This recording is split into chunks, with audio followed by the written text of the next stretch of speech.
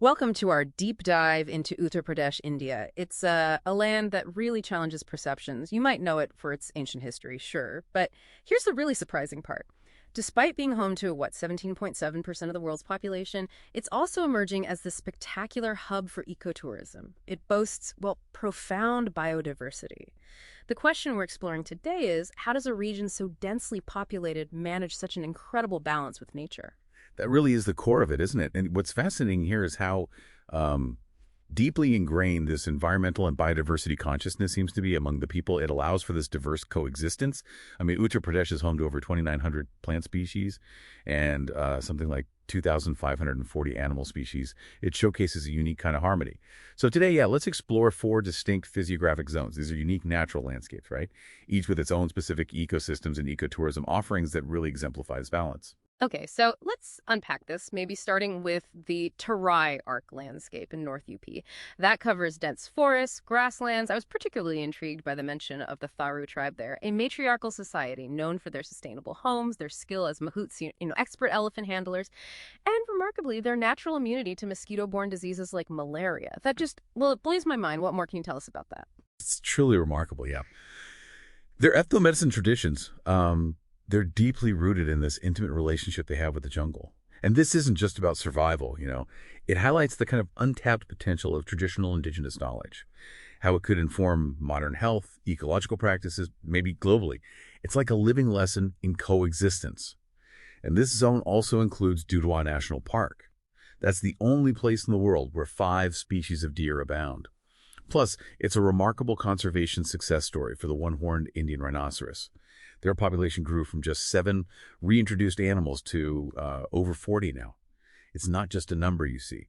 It's a powerful insight into how targeted, committed conservation efforts can genuinely revive endangered species. Oh, and you shouldn't miss the pristine white sandy beaches of the Chuka area in Dudhwa Tiger Reserve, a true natural gem. That's incredible, the sheer variety in Tarai. Wow.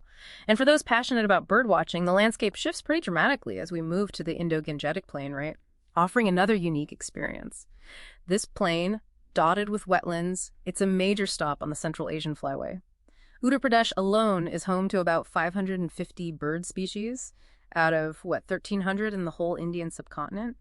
Imagine seeing the Saras crane, the tallest flying bird in the world, or the graceful Indian skimmer. Exactly. And what's crucial here, I think, is the National Shambal Sanctuary. Mm-hmm. If you're looking for an unforgettable experience, it's really a must-visit. You can see gharials, magars, gangetic dolphins as India's national aquatic animal and those Indian skimmers all in one place. It truly symbolizes the purity of the river and showcases this region as a kind of cradle of Indian civilization and biodiversity. And if you're ready for a journey through, deep geological time, the Vindhyan region offers something truly ancient. This region, including Sampadra district, sometimes called the Switzerland of the East for its beauty, stunning valleys, lush greenery, it boasts 1.4 billion-year-old fossils. Uttar Pradesh is actually pitching these for UNESCO World Heritage status. Plus, you can find ancient cave paintings from prehistoric humans. Yeah, and what's fascinating here is how this ancient landscape continues to foster unique wildlife today.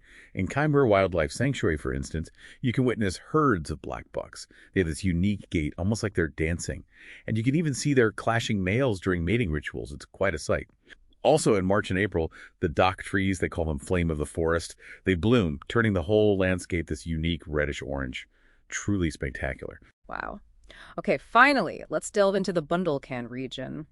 This one's deeply steeped in history and spirituality. This area is revered among Hindus and Jains. It's believed to be where Lord Ram and Sita spent part of their exile. You can explore places like the Dashavatara temple in Deoghar, that's the oldest Nagra-style temple, known for those distinctive sort of curvilinear spires and historical forts like Kalinjar. That brings up a really crucial point, doesn't it? How does this deep cultural reverence for the land, seen in these ancient temples and forts, actually contribute to its conservation? That's a fascinating connection. So is it that the spiritual connection inherently leads to a protective mindset, or are there active cultural practices that support conservation directly? Precisely.